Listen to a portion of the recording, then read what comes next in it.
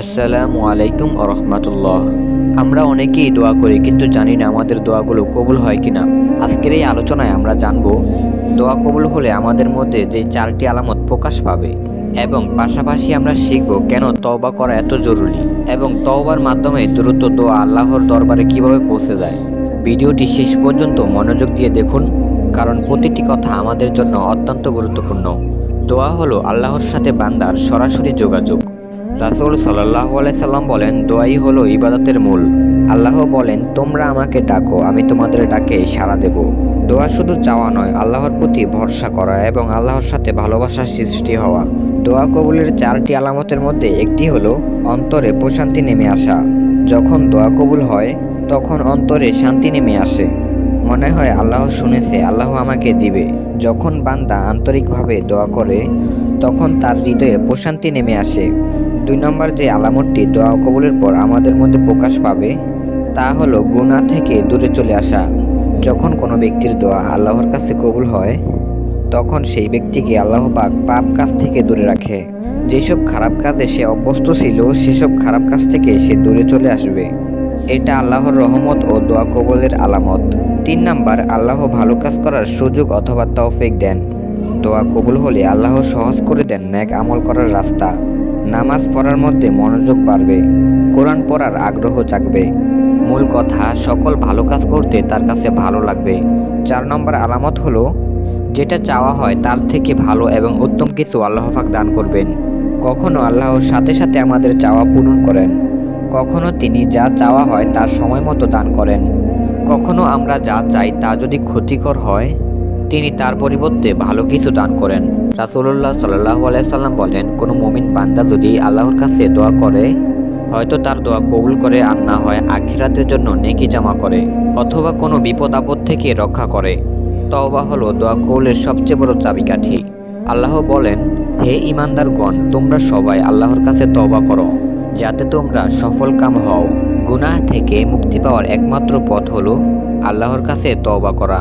নবীজি সাল্লাল্লাহু আলাইহি সাল্লাম প্রতিদিন 70 বারের থেকেও বেশি তওবা করতেন। প্রিয় ভাই ও বোনেরা, মনে রাখবেন আল্লাহর দরজা সব সময় খোলা।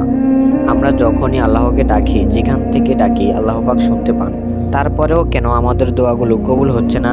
দোয়া না কবুল হওয়ার পিছনে 10টি কারণ রয়েছে। সেগুলো হলো: 1. হারাম উপার্জন করা এবং হারাম খাবার গ্রহণ করা। নবীজি সাল্লাল্লাহু আলাইহি সাল্লাম বলেছেন, যে ব্যক্তি হারাম খায় তার দোয়া কখনো কবুল হয় না। 2. পাপ কাজে লিপ্ত থাকা। নিয়মিত গুনাহে জড়িত থেকে আল্লাহর কাছে কিছু চাইলে আল্লাহ তার দোয়া কবুল করেন না।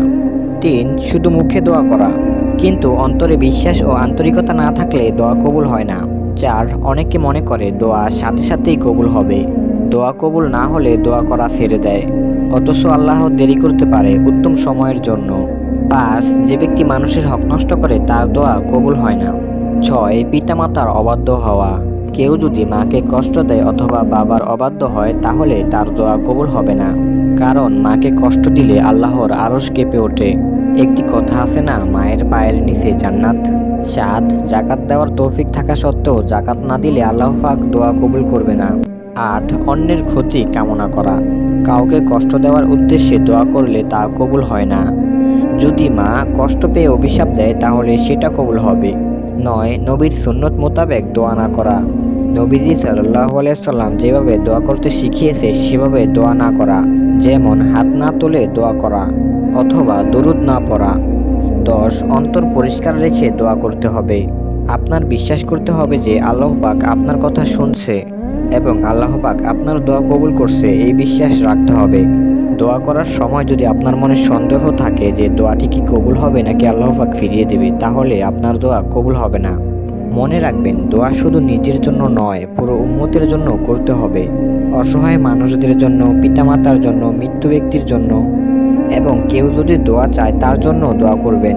মনে রাখবেন, আপনার কাছে যদি কেউ দোয়া চায়, আপনি যদি তার জন্য দোয়া না করেন ইচ্ছাকৃতভাবে, তাহলে আপনার গুনাহ হবে।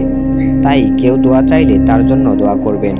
মনে রাখবেন, আল্লাহ তাআলা কারো দোয়া ফিরিয়ে দেন না, হয়তো দুনিয়াতে দেন আর না হয় আখিরাতের জন্য নেকি জমা করেন। তাই আমরা 5 ওয়াক্ত নামাজের পর দোয়া করব। জানি না কোন সময় কোন দোয়াটি কবুল হয়ে যায়। প্রিয় ভাই ও বোনেরা, ভিডিওটি ভালো লাগলে একটি লাইক দেবেন। এরকম ইসলামিক ভিডিও পেতে চ্যানেলটি সাবস্ক্রাইব করে রাখুন। বেঁচে থাকলে দেখা হবে আবার পরবর্তী ভিডিওতে।